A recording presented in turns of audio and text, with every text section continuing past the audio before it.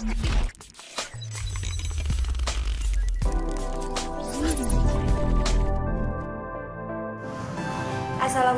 warahmatullahi wabarakatuh. Perkenalkan, nama saya Hilda Kartikawati, NIM 218. Di sini saya akan mempresentasikan tentang tanaman yang saya sukai, yaitu tanaman lidah buaya. Alasan saya mengambil tanaman lidah buaya, menurut saya karena tanaman lidah buaya itu dapat ditanam di daerah mana saja, dan tanaman lidah buaya ini juga tidak memerlukan perawatan yang khusus. Yang pertama, latar belakang dari lidah buaya. Lidah buaya atau aloe vera adalah spesies tumbuhan yang daun berdaging tebal dari genus Aloe. Tanaman lidah buaya ini banyak dibudidayakan untuk pertanian, untuk pengobatan, untuk tanaman hias, dan juga dapat ditanam di dalam pot, dalam rumah maupun di luar rumah.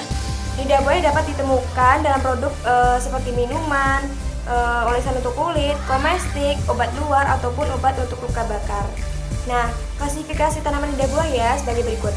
Kingdomnya ada Plantae atau tumbuhan, divisinya ada Magnoliophyta, kelasnya ada Liliopsida, ordonya Asparagales, familinya Azoraceae, genusnya Aloe, dan spesiesnya ada Aloe vera. Selanjutnya ada sejarah tanaman lidah buaya. Nah, lidah buaya atau aloe vera telah dipergunakan untuk banyak keperluan selama berabad-abad. Kurang lebih 4000 tahun yang lalu sampai sekarang, lidah buaya ini sangat dikenal khasiatnya karena pada pelepahnya terdapat berbagai macam kandungan nutrisi. Nah, lidah buaya ini diduga berasal dari Kepulauan Canary di sebelah barat Afrika. Jenis lidah buaya yang banyak dikembangkan di Indonesia adalah Aloe sinensis Baker yang berasal dari Cina tetapi bukan tanaman asli Cina. Jenis ini di Indonesia sudah ditanam di Kalimantan Barat dan lebih dikenal dengan nama lidah buaya Pontianak yang dideskripsikan oleh Baker pada tahun 1877. Nah, selanjutnya ada morfologi tanaman lidah buaya. Tanaman lidah buaya ini seperti tanaman-tanaman yang lainnya, yaitu dia memiliki akar, batang, daun, dan juga bunga. Nah, akar dari lidah buaya ini dia memiliki akar yang serabut. Batangnya berbatang pendek, tertutup oleh daun-daun yang rapat, dan juga sebagiannya itu tertanam di dalam tanah. Daunnya itu berbentuk peta, tidak bertulang, berdaging tebal, berwarna hijau, dan permukaan daunnya itu ada rintik-rintik abu-abu serta berlendir. Terus yang terakhir ada bunganya itu berwarna kuning atau kemerahan, berbentuk pipa yang mengumpul, berukuran kecil, dan bunganya ini keluar dari ketiak daun. Nah, selanjutnya ada kandungan dalam lidah buaya. Tadi udah dijelaskan bahwa lidah buaya itu mengandung banyak nutrisi. Nah, nutrisinya apa saja sih? Nah, berdasarkan penelitian, tanaman lidah buaya ini kaya akan mengandung enzim, asam amino, mineral, dan juga vitamin, dan juga komponen lainnya yang sangat bermanfaat bagi kesehatan manusia. Nah, enzimnya itu antara lain ada amilase, katalase, selulosa, karbopeptidase, terus ada karbohidrolase, dan brandikinase yang semuanya amat penting bagi metabolisme tubuh di dalam manusia.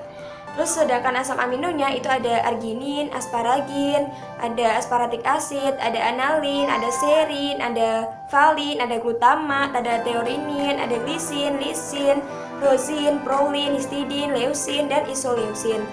Nah, sedangkan dalam tanaman lidah buaya ini mengandung semua vitamin kecuali ada vitamin D, vitamin A, vitamin B1, B2, B3, B21, C, E, kolin, inositol, dan asam folat. Sedangkan mineralnya yang ada di dalam kandungan lidah buaya ini ada kalsium, magnesium, potasium, sodium, besi, zinc, dan juga kromium. Nah, selanjutnya ada macam-macam lidah buaya. Sampai saat ini yang sering dikenal itu ada 7 macam lidah buaya. Yang pertama ada Aloe albiflora. Nah, dia itu tunasnya banyak, berukuran kecil, dan juga mengumpul gitu. Jadi membentuk lingkaran. Sedangkan yang kedua ada Aloe Bali. Dia lidah buaya ini tunasnya tidak banyak, berukuran agak besar. Yang ketiga ada Aloe aristata. Dia memiliki warna daun yang hijau tua, terus berbentuk bintang gitu ya. Tunasnya banyak menggerombol gitu seperti bunga yang mekar. Terus ada Aloe nobilis. Dia berwarna hijau muda, melingkar juga, daunnya pendek, mengerucut gitu seperti segitiga, dan juga melingkar seperti bunga. Terus ada Aloe bakeri, dia berwarna mungkin agak keputih-putihan gitu, tidak seperti yang biasanya, tunasnya juga sedikit. Terus ada Aloe barberae, dia lidah buaya ini besar, terus Biasanya daunnya itu besar juga dan dia panjang, jadi tumbuhnya itu menggelantung ke bawah daunnya. Terus yang terakhir ada aloe marlotti. Jadi tunasnya banyak juga, berukuran agak besar, berwarna hijau muda. Kemudian ada budidaya lidah buaya di dalam pot. Nah, gimana sih cara budidaya lidah buaya dalam pot? Yang pertama kita harus menyiapkan polybag. Nah, untuk polybag sendiri ini tergantung dari kita mau milih yang ukuran kecil atau yang ukuran besar. Kalau bibit bibit lidah buayanya ini kecil, maka kita menggunakan polybag yang kecil aja. Tapi lebih baik menggunakan polybag yang langsung berukuran besar. Karena apa? Karena lidah buaya ini pertumbuhannya sangat cepat dan tunasnya banyak, sehingga kalau misalnya kita menggunakan polybag dalam ukuran yang besar sekaligus, maka kita tidak usah melakukan pindah tanam ketika lidah buaya bertambah semakin besar. Yang kedua, itu menyiapkan media tanam. Nah, media tanam yang digunakan untuk budidaya lidah buaya ini dapat dari pasir aja, dapat dari batu kerikil, dapat juga dari campuran tanah, kompos, dan juga arang sekam.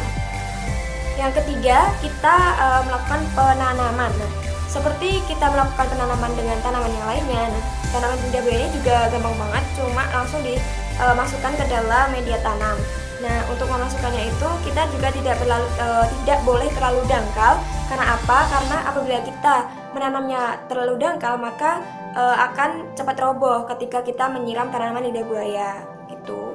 Jadi sedang aja, tidak terlalu dalam dan juga tidak terlalu dangkal. Selanjutnya ada perawatan. Nah, perawatan ini meliputi pemupukan dan penyiraman. Nah, untuk penyiraman sendiri ini, karena tanaman lidah buaya ini tidak suka air, jadi penyiramannya itu tidak usah terlalu sering-sering. Apabila pada saat musim kemarau, mungkin penyiraman sehari 1 kali di pagi hari atau di sore hari. Nah, sedangkan pemupukannya, kita dapat memupuk tanaman lidah buaya itu menggunakan pupuk organik dan juga bisa menggunakan pupuk NPK dengan dosis 2 gram setiap polybagnya atau tanamannya. Yang kelima, ada pencahayaan tanaman. Nah, tanaman lidah buaya ini merupakan tanaman yang suka terhadap sinar matahari, sehingga kita harus meletakkan tanaman lidah buaya ini di luar ruangan yang langsung terkena sinar matahari. Tetapi kita juga tidak boleh terlalu intens tanamannya itu terkena sinar matahari, karena apabila terlalu intens ketika lidah buaya terkena sinar matahari, dia dapat merusak daun lidah buayanya. Yang terakhir, yang keenam, ada masa panen. Nah, lidah buaya ini dapat dipanen dalam umur 6 bulan sampai 7 bulan. Ciri-ciri panennya itu daunnya itu udah besar, terus berwarna hijau, dan anakannya itu udah banyak. Selanjutnya ada manfaat lidah buaya. Yang pertama ada detoksifikasi racun, yang kedua ada mengatasi gangguan pencernaan, yang ketiga adalah menjaga kesehatan mulut, ada perawatan kulit, ada mencegah diabetes, terus menjaga sistem pencernaan, ada menurunkan berat badan. Nah, ini cocok untuk diet. Terus yang ke-8 ada meningkatkan kekebalan tubuh, yang ke-9 ada menyembuhkan luka bakar, yang ke-10 adalah mengurangi gatal dan ketombe.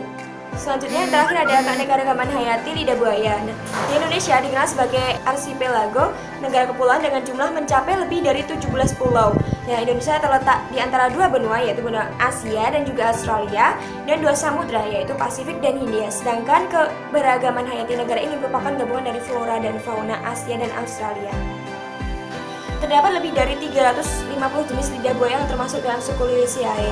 Di samping itu, tidak sedikit lidah buaya yang merupakan hasil persilangan. Nah, lidah buaya ini bersama dengan ribuan tanaman lainnya merupakan cerminan keanekaragaman hayati di Indonesia yang patut untuk dilestarikan dan dibudidayakan. Nah, pelestarian tanaman lidah buaya dapat dilakukan dengan cara kita menanam tanaman lidah buaya dengan baik, seperti memberikan dosis pupuk yang baik yang sesuai dengan kebutuhan lidah buaya, menempatkan lidah buaya pada tempat yang terkena sinar matahari secara langsung, melakukan pemeliharaan dengan baik, dan tidak menggunakan lidah buaya secara terus-menerus dan berlebihan agar lidah buaya ini tidak terjadi kepunahan. Nah, sekian presentasi dari saya. Apabila ada kata-kata yang salah, mohon dimaafkan. Wassalamualaikum warahmatullahi wabarakatuh.